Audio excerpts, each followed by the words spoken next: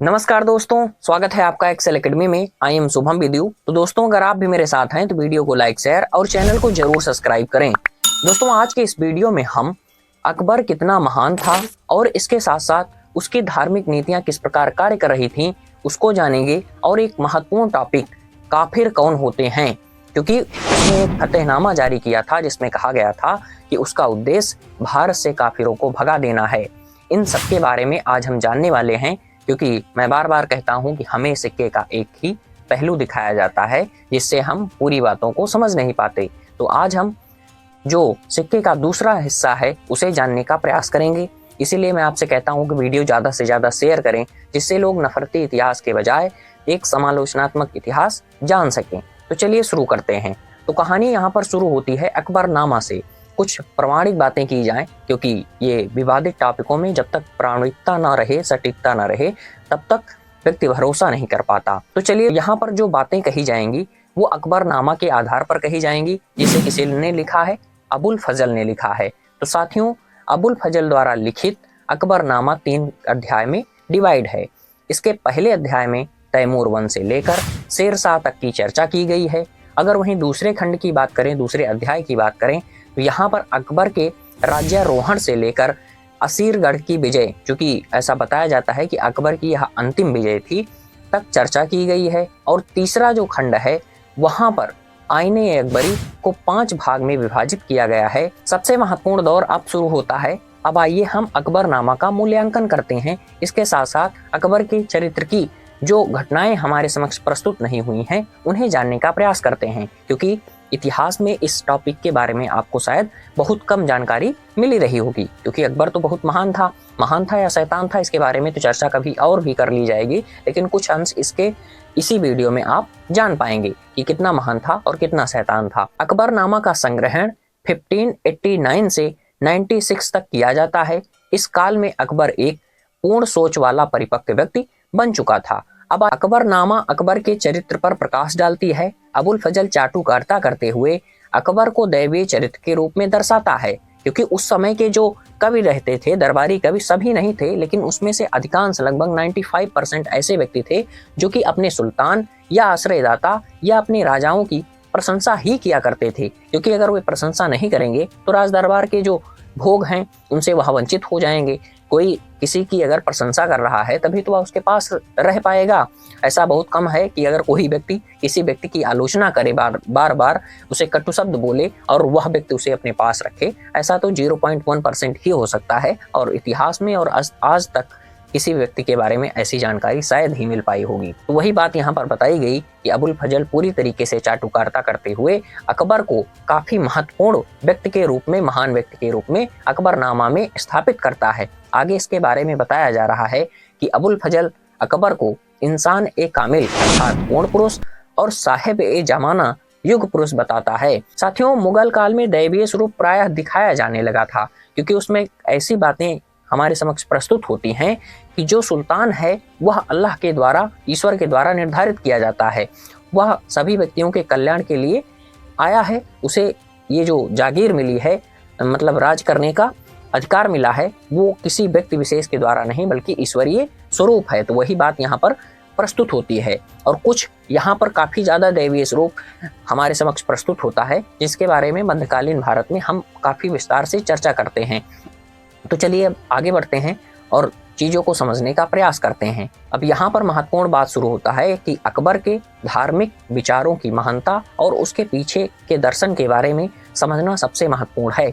जहाँ पर वह काफी धार्मिक सहिष्णु था, ऐसा बताया जाता है। तो कितने % था और कितनी हकीकत है, इस बारे में अब हम जानने का प्रयास करते हैं। साथियों, 1562 में इसने दास्ता समाप्त कर दी, क्योंकि किसान दास बनाकर बेच दिए जाते थे और राजस्व का नुकसान हो रहा था। तो किस कारण दास्ता को समाप्त किया, इस बारे में भी आप समझ पाए होंगे।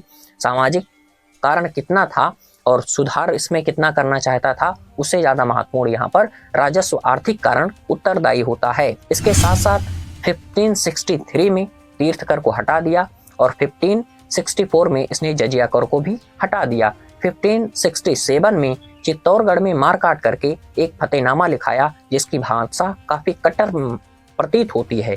और उसने कहा कि वह भारत में शासन इसलिए कर रहा है ताकि वह भारत से काफिरों को बाहर खदेड़ सके। कहानी यही नहीं रुकती, थोड़ा आगे बढ़िए और चीजों को समझने का प्रयास कीजिए।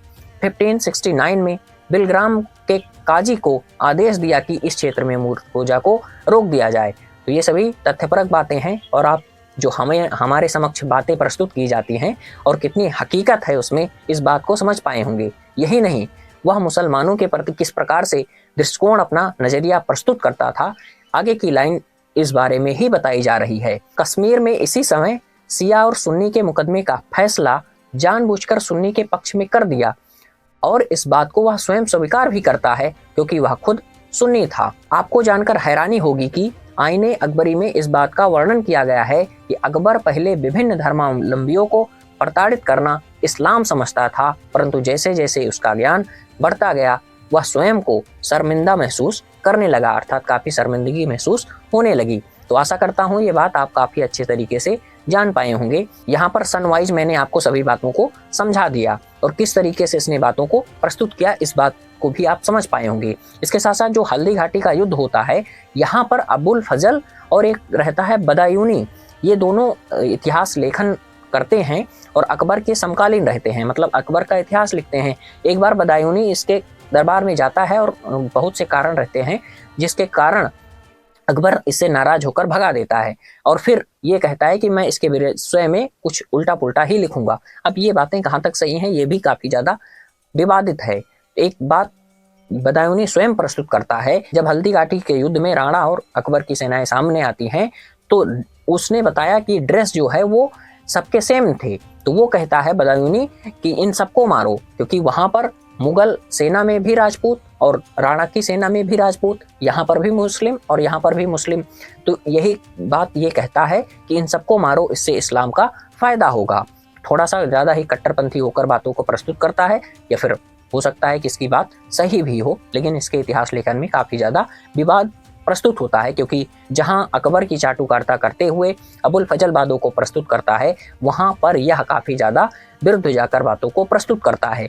बहुत सी बातें बताई गई और बहुत सी बातें हैं जिसके बारे में और किसी वीडियो में चर्चा की जाएगी। इस वीडियो में इतनी ज़्यादा चर्चा नहीं की जा सकती क्योंकि ये पूरी हिस्ट्री ही चल रही है। इसका एक छोटा सा पार्ट अकबर और उसके बारे में हम बताने का प्रयास कर रहे हैं। बस कहानी यही नहीं रुकती, अकबर को अबुल फजल कहाँ तक परिभाषित करता जा रहा है उस बारे में भी आपको जानना सबसे ज़्यादा जरूरी है। अकबर के राजत्व की ईरानी राजत्व से तुलना करते हुए अबुल फजल ने फर-ए-इजदी दैवीय ईश्वरीय प्रकाश की संज्ञा भी दे डाली। अबुल फजल ने अकबर के राजत्व को अरस्तु के सिद्धांत पर परिभाषित किया है। सामाजिक जीवन, आर्थिक सांस्कृतिक जीवन पर मनसबदारी प्लस जागीरदारी की चर्चा अबुल फजल ने की है। तो यहाँ पर पूरा दैवीय स्वरूप प्रस्तुत किया जा रहा है किसका? अकबर का। और यही बातें हैं जिसके कारण हम उसे काफी ज्यादा महान समझ बैठते हैं। अब आइए सबसे विवादित टॉपिक काफिर कौन है और इस पर लोगों के क्या विचार हैं, इसको समझने का प्रयास करते हैं। तो काफिर कौन है, इस पर बहस हो सकती है, काफी विवादित टॉपिक है। तो सबके अलग अलग मत हैं, उन्हीं में से एक मत को हम समझने का प्रयास करते हैं, जो कि कुछ लोगों का तर्क है कि यह सर्वमान्य मत है, जिसके विषय में ज्यादा टिप्पणी करना ठीक भी नहीं, क्योंकि मैं तो इतिहासकार हूं नहीं। जो बातें बताई जाती हैं वही बातें आपके समक्ष प्रस्तुत करता हूं। तो काफिर का मतलब हिंदू ही है या कुछ और है? काफिर हिंदू नहीं हो सकते। कुछ लोगों का तर्क है कि काफिर हिंदू नहीं हो सकते और कुछ लोग जो काफिर शब्द है उसे हिंदू से जोड़ते हैं।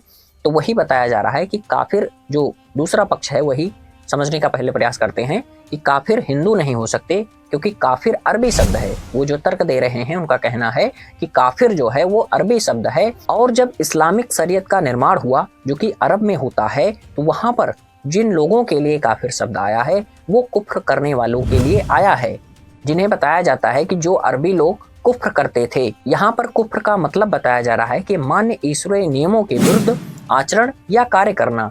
साथियों, इसके साथ साथ और बातें बताई जा रही हैं कि इस्लाम एक ईश्वरवादी है और हिंदू धर्म बहुदेववादी है, इसलिए बहुदेववाद को कुफ्र माना गया। इस लाइन को पकड़कर कुछ लोग इधर से स्पष्ट करने की कोशिश करते हैं और कुछ लोग इधर से स्पष्ट करने की कोशिश करते हैं। तो आशा करता हूँ सभी बातों को आप समझ पाए होंगे। और इसके साथ साथ उनका ये तर्क है कि जब अरब में इस शब्द का प्रयोग किया गया काफिर का, तो वहां पर निश्चित तौर पर कोई हिंदू तो रहा नहीं होगा। ये बाद की धारणाएं विकसित हुई, लेकिन यहाँ पर जो कुफ्र शब्द है वह सबसे महत्वपूर्ण है। आशा करता हूँ यह जानकारी आपको काफी रोचक लगी होगी। तो मिलते हैं किसी नेक्स्ट वीडियो में। अगर यह काफी अमेजिंग और इंटरेस्टिंग वीडियो लगा हो तो अधिक से अधिक लोगों तक शेयर करें, जिससे कि लोग सही तरीके से बातें समझ सकें।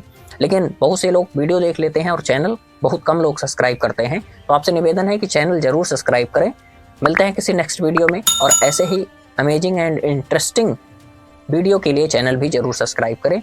नमस्कार, धन्यवाद दोस्तों।